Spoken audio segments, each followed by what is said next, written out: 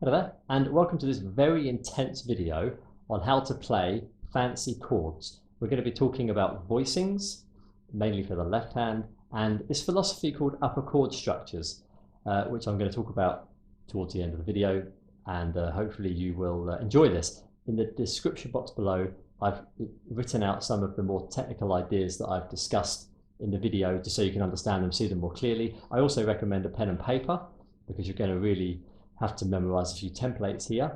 I've also got timestamps below, which is really going to help you through this particular video. I hope you come back and go over a particular part. So as always, likes, comments, subscriptions are welcome. Have a look at my books, blog, Patreon, podcast, new playlists, everything below. Now, first of all, you'll have to know your major scales to understand this video. If you don't yet know them, then let this video be the reason that you learn them. I have a playlist, Major Scale Mastery, and in the description box below, and I've got lots of videos about mastering your major scales.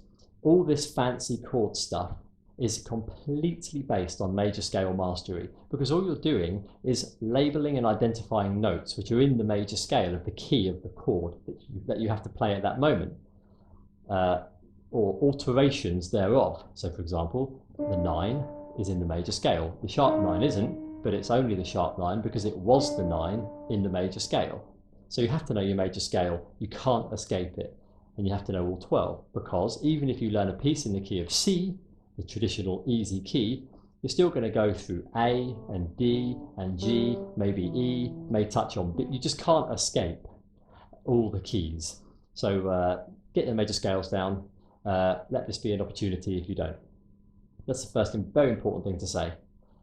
Now, I've done a lot of research on fancy chords throughout my piano life, so the theory for me is very comfortable, and it's taken me honestly quite a few days to put this into a good structure for you, which I think I've now done.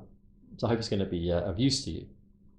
Now, I'm going to start with the left hand, and then we're going to build up all the fancy stuff on the right hand. I'm going to give you some common shapes to master, and I'm going to give you the technical exercises associated with them, which is primarily going around the cycle of fourths and picking out random keys and finding the shapes quickly. I also encourage you to do that stuff away from the piano on your internal piano. I've written about that below as well. Right, so again, pen and paper is going to be useful for you. Even if you're playing really complicated chords, the left hand is often the one that's doing the easy stuff, doing the easy work. And that's primarily going to be this. You're going to play in the left hand most commonly 1 and 5. This is the interval. The left hand is always doing intervals rather than a chord which has 3 notes or more. So here's the first one, 1 and 5. You can also play 1 with major 7. You can play that 1 with the dominant 7. You can also play it with the 6th. These are the most common shapes in the left hand with the root.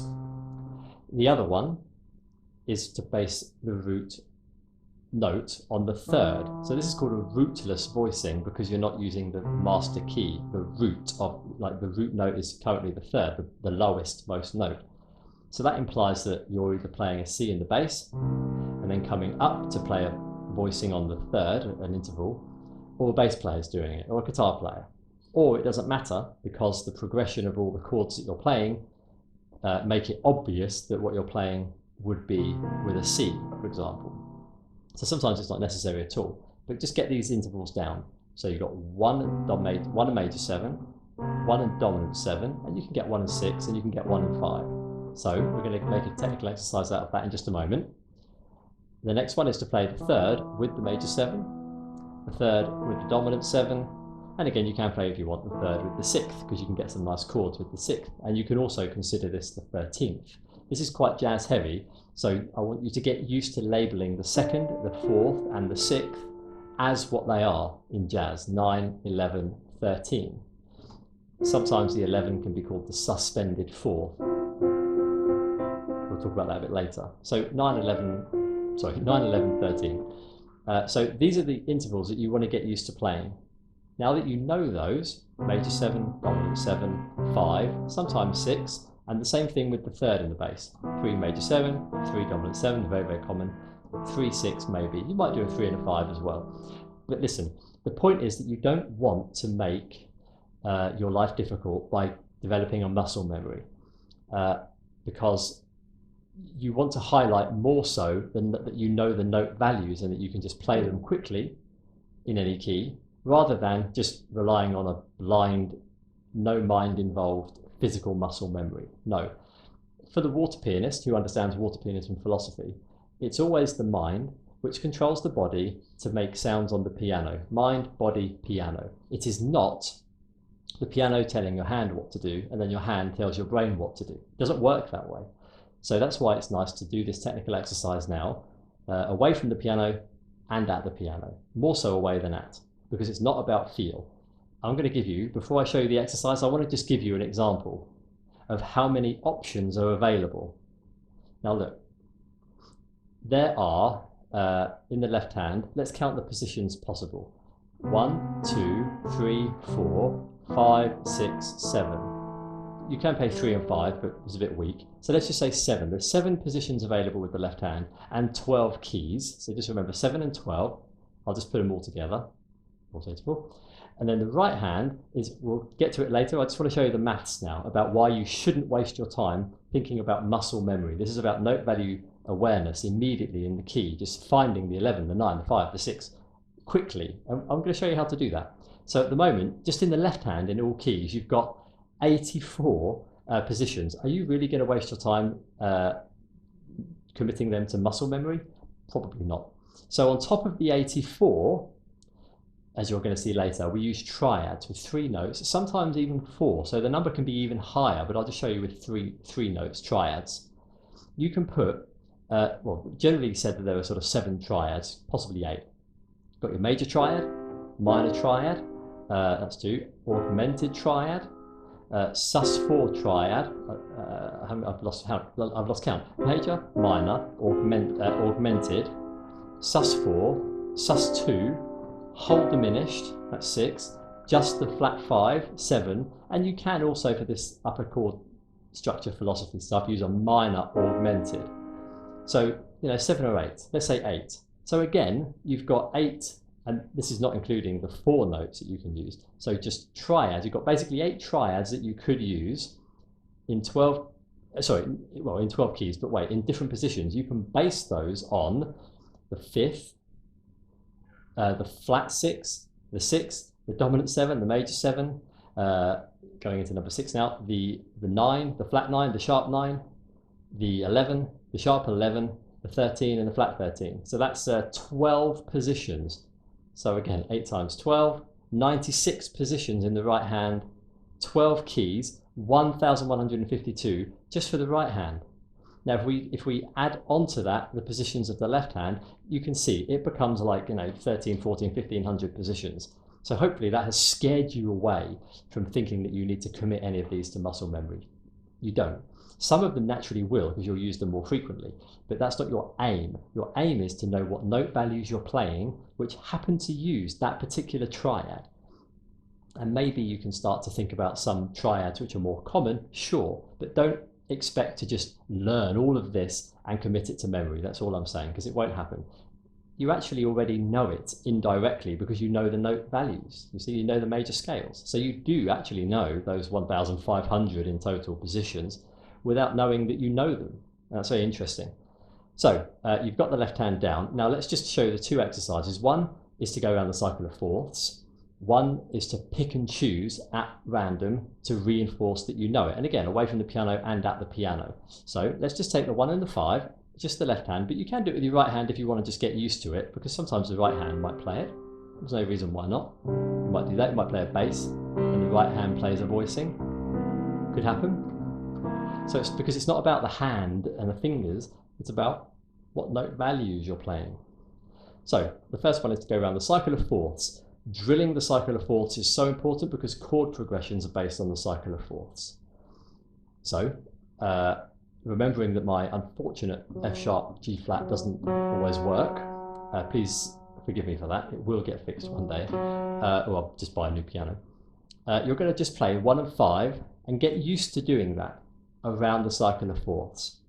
You might do this for a few days to drill it, but take your time, do it in your own time. Once you've got this down, it's fantastic. It's not about the memory of the muscles. There's no muscles in the fingers anyway, so it's a silly expression. But this is about note value awareness.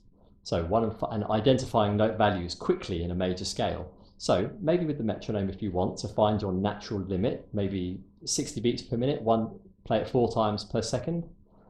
And then looking ahead for the 1 and 5 of the next one, you're going to B flat, so you want to be looking ahead for the 1 and 5 in B flat, looking ahead for the 1 and 5 in E flat.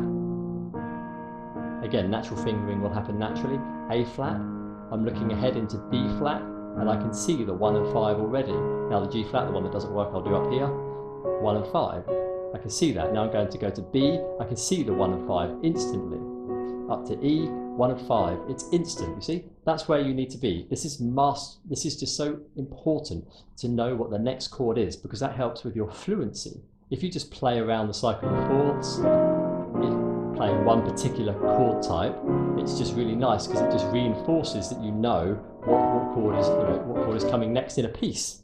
So thinking ahead is really important. And again, you can do this in your mind, visualize it. 1 and 5, C and G. Upper fourth to F, that's F and C. Upper fourth again, that's B flat to F. Upper fourth again, that's E flat to B flat. You know, you're seeing them in your mind without any tricks. You're always in the key of the chord, whatever it might be. Going around the cycle of fourths helps that. The second exercise is to pick and choose from the 12-note block. 12-note block is C to B. And you're just going to pick out random chords, random roots, and play as quickly as you can whatever the voicing might be that you're working on. So we just did 1 and 5. Let's do it now with 3 and major 7. So I'm just going to pick out the key of G. Now I can instantly see 3, major 7. See, it's about the instant recognition, not the muscle memory. I've never made any effort to remember that, but it just happened. I could have done it with these 2 fingers or these 2 fingers. It doesn't matter. It's the fact that I saw 3 and major 7 really quickly. Let's go to D. 3 and major 7. Of course, it doesn't work. So it's a bad choice. But anyway, I saw it. 3, major 7. Let's go to the key of A. 3, major 7. I found it. And you can do this in your mind as well. C. 3, major 7. Again, or you can do that using all the different chord types going around the cycle of fourths. 3 and major 7, 3 and major 7, 3 and major 7, 3 and major 7, 3 and major 7. I'm in A flat at the moment. Going up to D flat, 3 and major 7, up to this one now, just 3 and major 7. I can see the note values quickly. That's what's going to help you play these fancy chords. Mastery of major scales, instant note value recognition, and not muscle memory at all. It just won't help you. So that's quite good for the left hand. So just to repeat, root can often play 1 and 5, 1 and major 7, 1 and dominant 7, sometimes 1 and 6. Very rarely you might find 1 and 3, fine. Or you can base it on the third. So that's called a voicing with the actual root. There's a root established voicing. Or you can play a rootless voicing based on the third. So 3, you could put 1 on top, but it's a bit boring. So normally you'll get 3 major 7, 3 dominant 7. You can get 3 and 5, you could get 3 and 6, because it's a nice chords with the 6th when it's considered a 13. So that's what the left hand can do. So try those 2 exercises, going around the cycle of fourths, using even a combination. You might choose 2, like 1 and 5, but then the next one has to be 3 and dominant 7, and then the next one must be 1 and 5, the next one must be 3 and dominant 7, as you go around the cycle of fourths, for example. So I say 1 and 5, and then when I go up to F, it will be 3 and dominant 7. When I go up to B flat, it'll be 1 and 5. When I go up to E flat, it will be 3 and dominant 7. You see, that's a very nice thing to do. You want to drill that left hand to recognize the note values as quickly as possible. That's the root, excuse the pun, to your mastery. Now, this is where we get onto the upper chord structure philosophy. I showed you the numbers. There are a lot. There are 7 or 8 triad positions. You can even play a load more with 4 notes, but let's not get into that for now, but you can. And there are, 6 or 7 positions where you can play those triads. And that's why you get times 12 for all 12 keys. That's why you get 7, 8, 900 positions. And again, you're not going to learn those by memory. It's ridiculous. You're not going to learn those by muscle memory. It's not going to happen. That's years. It's a lifetime wasted. The mastery is that you already can do it because you know the major scale. Now, before we talk about the shapes, I need to tell you what chord types work with the left hand, with the sort of the main shell of the chord. because some extensions don't like a dominant 7. Some extensions don't like a minor, for example, and you really need to know those. So with your pen and paper, I've also written it in the description box below, you must drill in your mind this, what I'm going to say right now. So I'm going to go through each extension, just demonstration key of C, but it applies times 12 to all 12 keys. The 9, first I'll do 9, 11 and 13, and then we'll do the alterations of them. So, 9th. This works with basically all chord types. So this works with major 7. So let's just do it how we've done it. 1 and 7, it works. It works with 1 and 5. It works with a dominant 7 voicing. It works with the 6th voicing. Very nice one, 6/9, that's cool. The minor likes the 9, so let's say minor. So when I said about the 3rd earlier, I should have said that that also includes the minor position as well. So let's do a C minor with a dominant 7 voicing. Put the 9. It's nice. It looks like it could be E flat major 7. That's not important because we're in the key of C. We're not in the key of E flat, because that would be a 1 and a 5 with a major 7 in the key of E flat, but we're in C, so it's minor, dominant 7, 9. That's a nice. So you're starting to build up the voicing, the fancy stuff now. Get those nice sounds, you see? So the minor and the dominant 7 like the 9, and that's important to know. Even diminished chords like the 9 somehow. The minor, the half diminished, likes the 9. So the 9 works pretty much with anything. The sharp 5 likes the 9. The 9 is just liked by everybody. It's a really pleasant note. Now I'll do the 11 next. Now this is a bit more strict. The 11 is not liked by the major 3rd. It's a tension, you see. When I say that some of these don't work, it means that they don't sound as pleasant. They sound like they shouldn't be together. Doesn't mean that you'll never do them or can't do them. Sometimes tension is important. That's because the 11 is like the raised 3rd, but you're already playing a 3rd, so it kind of clashes a bit. If you're playing it without the 3rd, you could consider it a suspended 4, where the 3rd is raised. There's no 3rd in the chord. So the point is that the 11 only likes minor chords. That's what I'm getting to. So the 11 is only good for minor chords. The major 7 doesn't like it. Minor, major 7, it's a bit weird as well, isn't it? So the 11, just play the 11 with a minor 7 chord type and you'll be safe. Let's try it with a 6th. Doesn't really matter because of the major 3rd, you see? So minor, 11, they go together. 11, minor, minor, 11, remember that. It doesn't matter about anything else. Sharp 9s, mixing the 11 with other chord tones, it doesn't matter. The 11 has to have a minor triad based chord.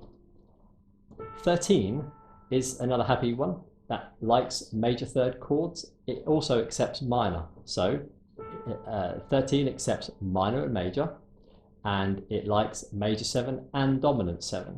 So it sounds different each time, of course. So the major 7 one, not so bad. The dominant 7, of course, is the jazzy one.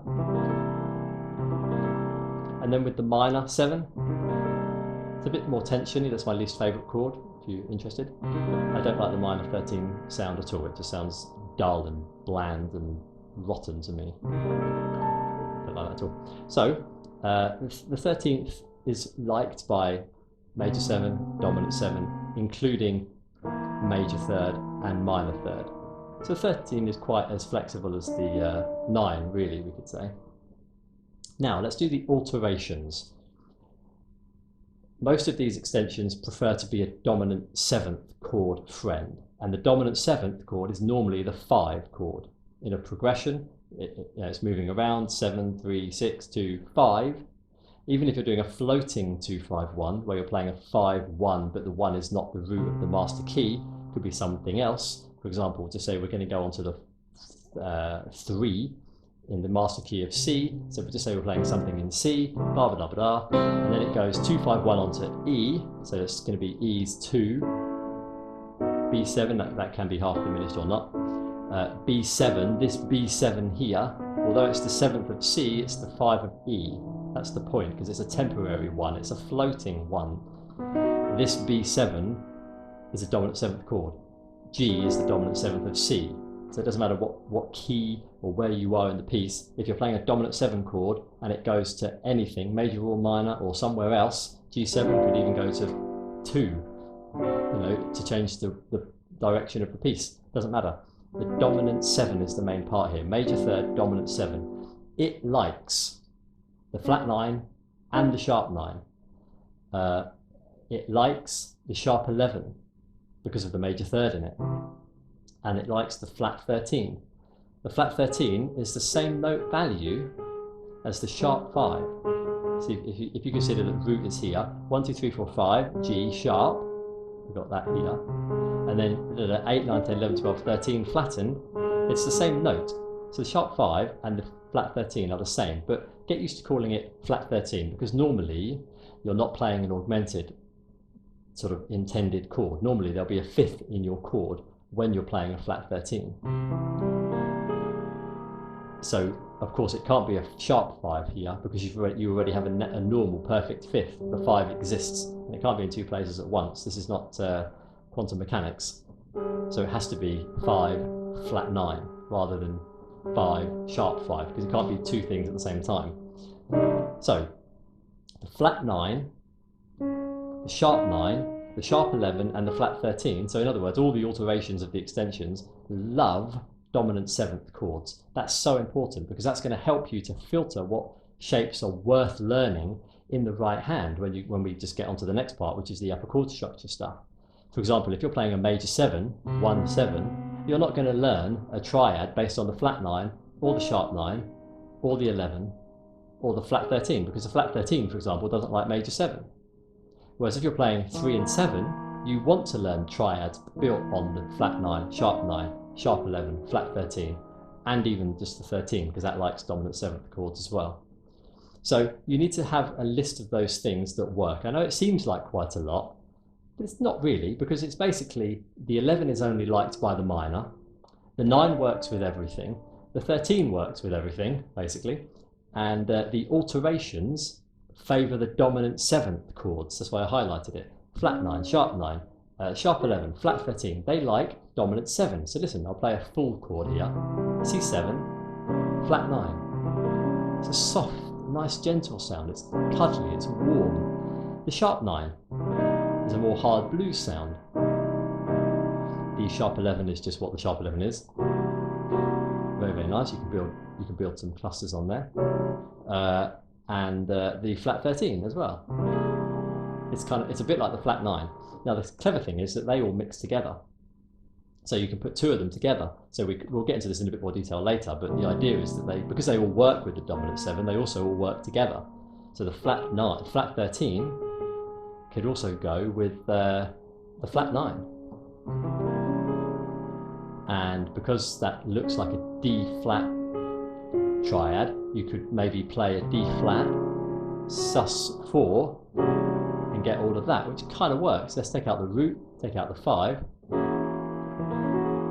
That's where we get all these sweet jazzy sounds. So what we would say here is that we're playing a sus4 triad on the flat 9. And that's the logic that we're going towards. But like I say, you wouldn't play a sus4 on a flat 9 if you're playing a major 7, because it doesn't work. These also, all these extensions I've just labelled, flat 9, sharp 9, sharp 11, flat 13, don't work with minor chords. Awful. The sharp 9 is the minor, so it cancels itself out. Sharp 11 is a bit weird and ugly, likes to be the natural 11 with a minor. Flat 13, not so nice, prefers to be a 13.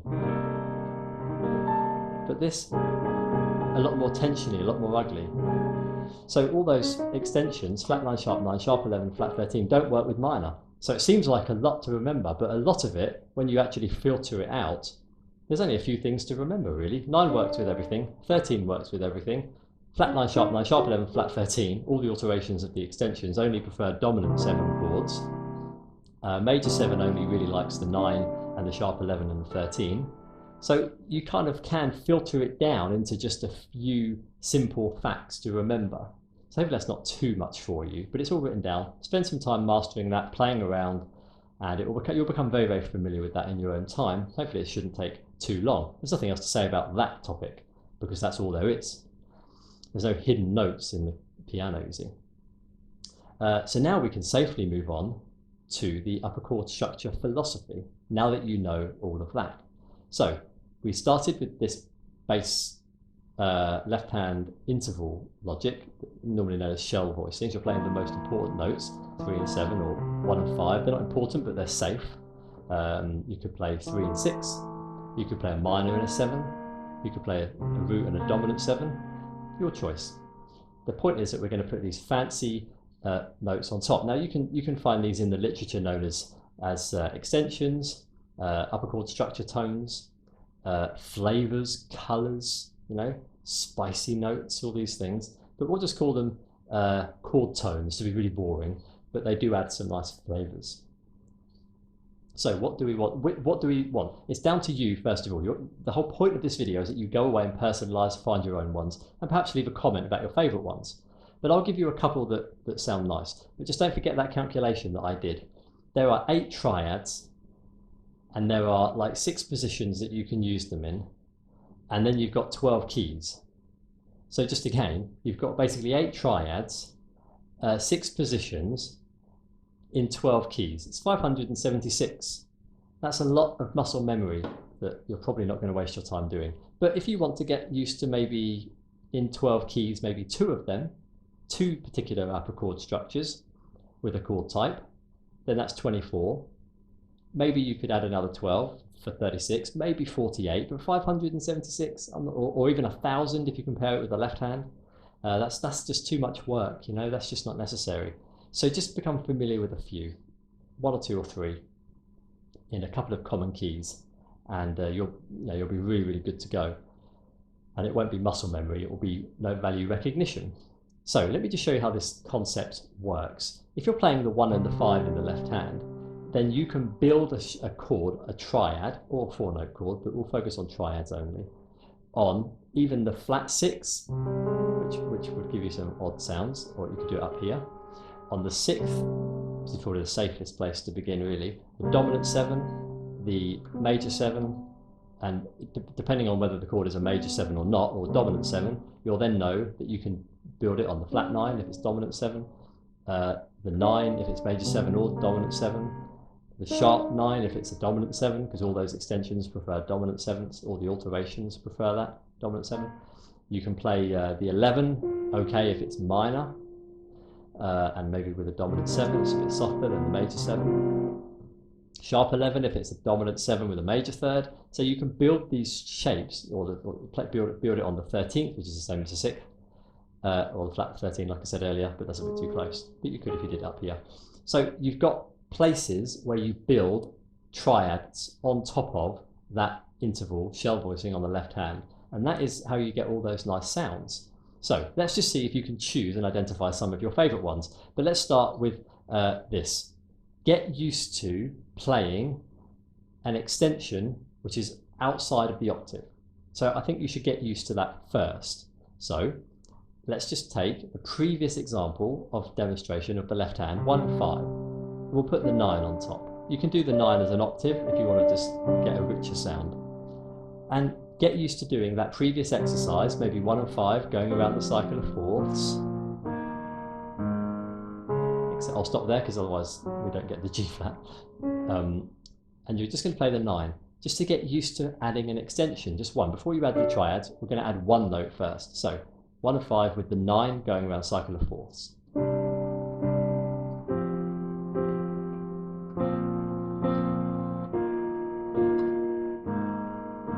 So I'm playing 1 and 5 and then the 9.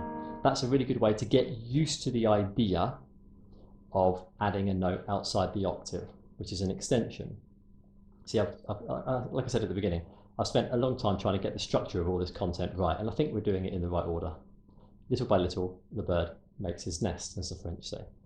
So, now you could do that same exercise, just the 9, but maybe even take it further and make it maybe the sharp 9. and play a 3 and 7. So it's going to take a bit of brain power, but it's just recognizing these note values quickly in the key that you're in. So 3, 7 in the left hand, B flat, E flat, A flat. Well, I can't do the A flat one, but I'll stop on the E flat one. 3 and 7. And we're going to put the 9 on top. So, and when you're ready to move on to the next one, do so. So I can see B flat. I can see the B flat 3 and 7, the D and the A flat, and I know that C is the 9. E flat. So we're starting to get these nice jazz sounds now, you see. So what I want you to do is to get used to identifying the note values. And here we're just doing it by getting used to the left-hand shell and then adding just one extension, and it can be a fancy extension like a sharp 9 or a flat 9 or a sharp 11 or whatever, or 13. But you're getting used to, you're training yourself to get used to identifying the note values quickly. That's the key to all of this. It's not muscle memory, forget that. So next add now our first triad. Let's take 1 and 5 in the left hand. We'll go around the cycle of fourths again. Now look at this. You want to learn all of these fancy chords because you want nice sounds, so you have to use the extensions. That's why all of this upper chord structure idea philosophy exists. So let's take, let's say we're playing a major 7 chord. The right hand is going to do this. So 1 and 5 in the left hand, or you could have 3 and 5, whatever, but let's say 1 and 5. Major 7, and you think, right, major 7 doesn't like flat 9 or sharp 9. Okay, so it likes a 9. Okay, let's put a 9 in there. So from the B, this is a minor, so we've got B minor at the moment. Now, does it like the 11 or the sharp 11? It likes the sharp 11 because it's a major 7, but mainly because it's a major 3rd chord type. So we'll put that in there as well.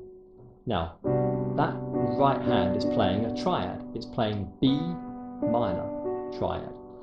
So what we say is we've got a major 9. Major means major 7, 9 means 9, sharp 11 means sharp 11. When you talk about chords, I have a philosophy. Play what you say, or say what you play, and that's it. So I'm saying what I'm playing. C, major 9, sharp 11, it's there. So all I'm doing is playing a minor triad on the major 7. So that's your first upper chord structure, hopefully. Or perhaps, probably. And that's something that you might want to write down.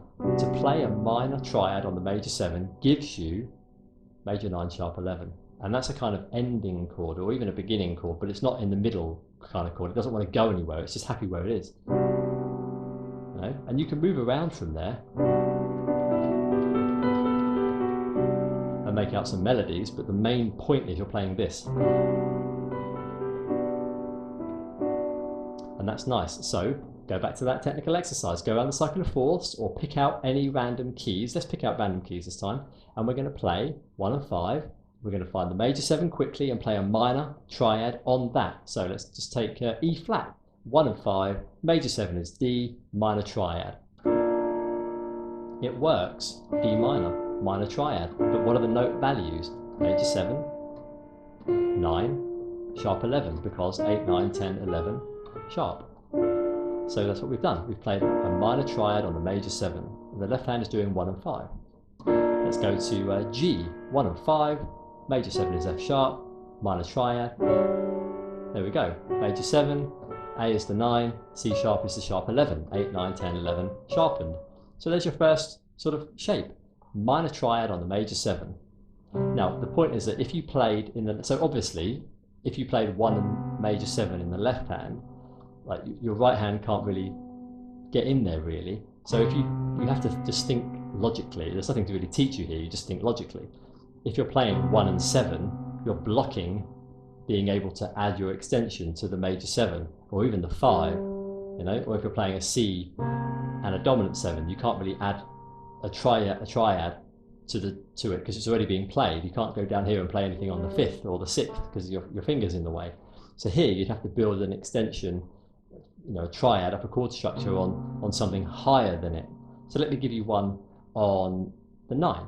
So what we just did is we played 1 and 5, which gave us space to play a minor triad on the major 7, which gave us major 9 sharp 11. let's go now to imagine we're playing 3 and 7, a jazzier sound, a happier sound. And we're going to now play an extension on what? What works here?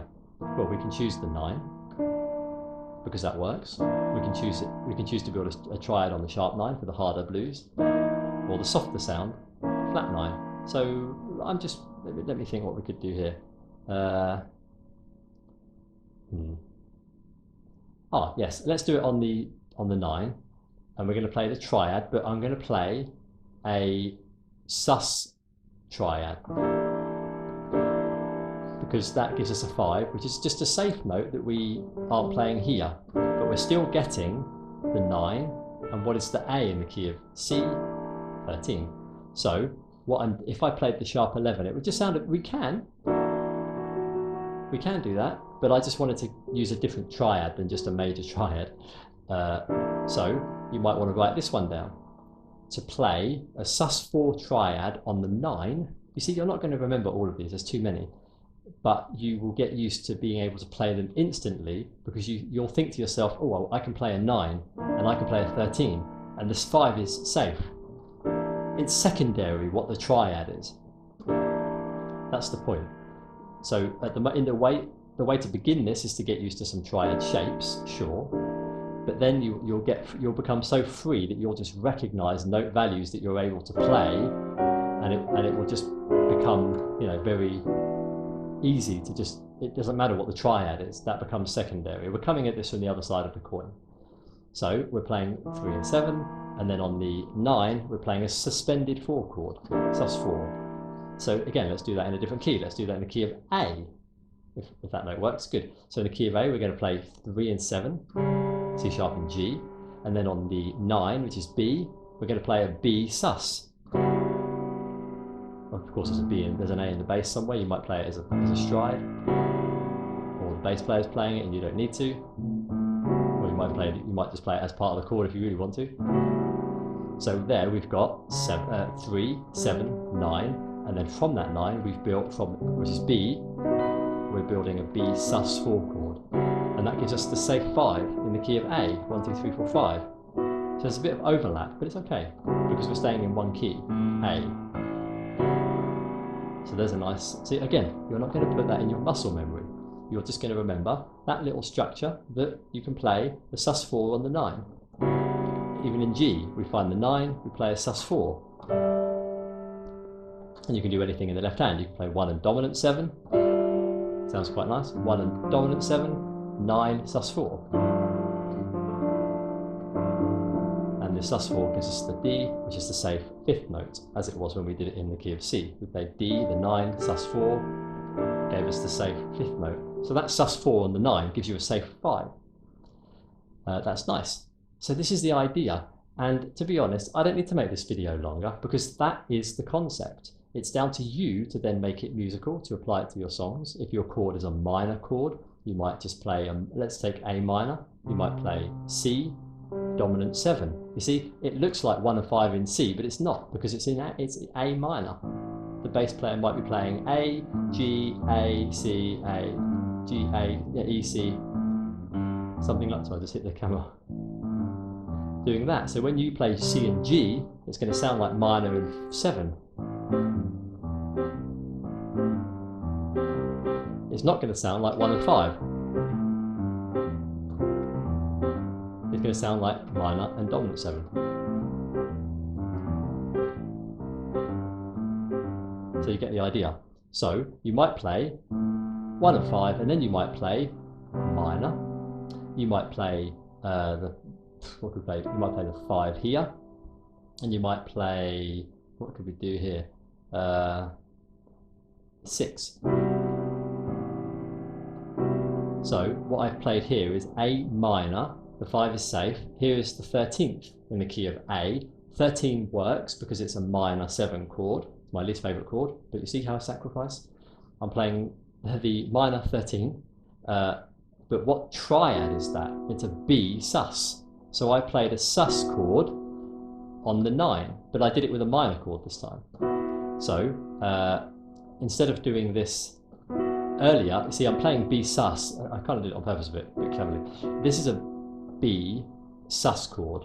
But when we did it last time, we did it as being based on the, what key did we do it in? I don't want to get lost here. We did it from the major 7. Oh no, we did a minor 7. We did a minor 7.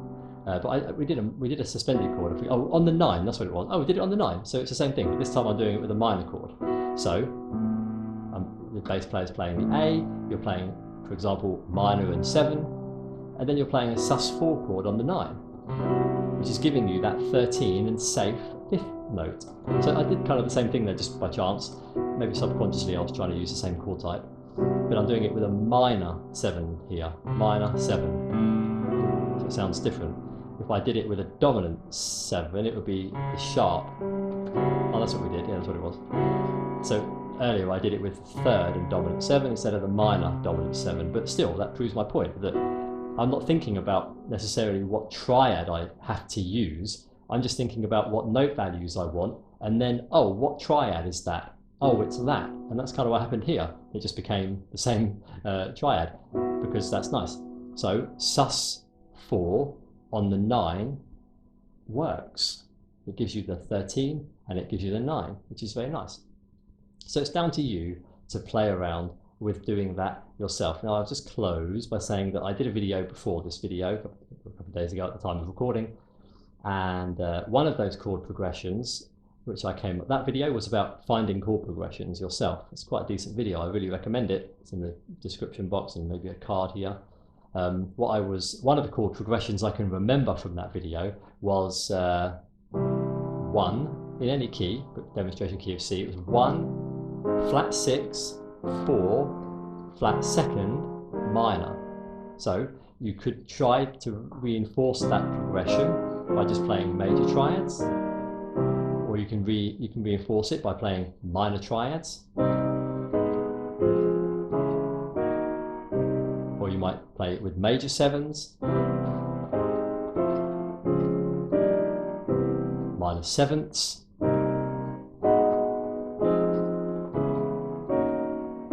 just to reinforce that shape, movement. Now we can apply any chord progression. It could be anything you're working on, it could be your own chord progression like that was spontaneously. You might be composing something, and you can apply all this theory that we've done. Now, I don't want to make the video too long with just endless examples, because you know what I mean. But you could, for example, just drill a particular shape in the left hand, maybe 1 and 5. And then I might just do that just with adding the 9, for example. We talked a lot about the 9. We're going to A flat, yes. Now we might put one of those extensions on it. So now we know that the sus4 triad sounds nice on the 9. Let's do that, because in the key of C it's going to give us, or in every key it's going to give us the 9 and the 13. So sus4 on the 9, on the 9 G sus4, D flat we take the 9 sus4, on the E flat we take the 9 sus4, and on the 1 again. So there you go, just finding the notes which relate to that extension structure. So what you want to do is play around. Let's go to the dominant 7 and let's play a whole diminished on the dominant 7. That gives us, here's a safe one, dominant 7, it's minor and it's flat 5. The whole diminished on the dominant 7 gives us a flat 9. So there's a nice safe one. Let's just do another one. Let's just say we're going to do 3, 7 and 9 in the left hand. So we've got 3 notes this time, so we're actually playing a chord in the left hand. Now let's build something we can safely play the sharp 11, because it likes the major 3rd. So let's play sharp 11. You see, now I'm just looking at notes which I know work. So we could say, what other note do we want to add in here? We want to add the 13, so that would be a minor at least, and then maybe we can put the C to keep it safe. So that is on the sharp 11. So you write this down again. On the sharp 11, which is going to work obviously with a major 3rd chord, dominant 7. It likes the 9 as well. You kind of know that already, so you can safely play a minor flat 5, so diminished triad, on the sharp 11. So we played a diminished triad on the dominant 7 and got a flat 9 chord. That was nice. Now I'm saying that you can play a diminished triad on the sharp 11. And then you get a 13 9 with a sharp 11. You get all the extensions in there. So that's nice. You do that in another key. We go to the key of going around cycling chords, go to F. So we're going to play the sharp 11, which is B, whole diminished. And we get the same sound. And we go to B flat, and we play the 3, the 7, the 9. Then we find the sharp 11, which is E. We play its whole diminished. And we get the same shape. Same sound in the key of B flat. So that is where you want to go and explore these things and write down the ones that you like and then apply it to a progression, which is what I was going to do earlier, but I don't want the video to get too long now. It's already quite long. But you can do that. You can take that progression that I did and do that. You might play 3 and 7 each time. When you go to A flat, you play 3 and 7. Go to F, play 3 and 7, or major 7. You know, experiment. That's what all this playing piano is about, experimenting. It's not really about me spoon feeding you, saying do this, do this, do this, because then you're not learning anything. I hope that this video, and think it has been quite useful for you, and I'll look forward to the comments to see what you've done, and perhaps maybe you want to share your progress and discoveries on my Water Pianist's progress playlist. There's also a link below in the description. There we go. As always, likes, comments, subscriptions are always welcome. Have a look at my books, blog, Patreon, podcast, new playlists, and I'll see you in the next video.